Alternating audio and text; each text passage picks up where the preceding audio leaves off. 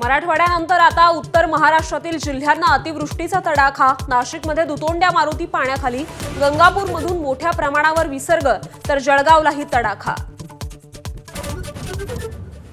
शनिवारी रात्रीपासून सुरू असलेल्या पावसामुळे संभाजीनगर पाण्याखाली, इमारतींसह वाळूज एमआयडीसीतील कंपन्यांमध्ये पाणीच पाणी, ग्रामीण पट्ट्यातील शेतीचं अतोनात नुकसान।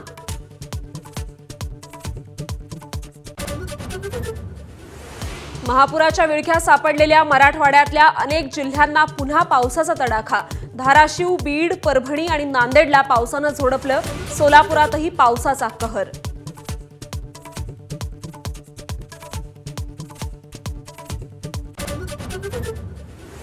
मुंबई, रायगड, पालघर आणि ठाण्यासाठी रेड अलर्ट। उत्तर महाराष्ट्रातही जोरदार पावसाची शक्यता।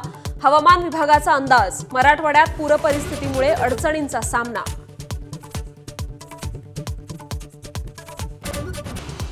मराठवाड्यातील अतिवृष्टीचा मुख्यमंत्र्यांनी घेतला आढावा। जिल्हाधिकाऱ्यांशी चर्चा, फील्डवर उतरून काम करण्याच्या स्पष्ट सूचना।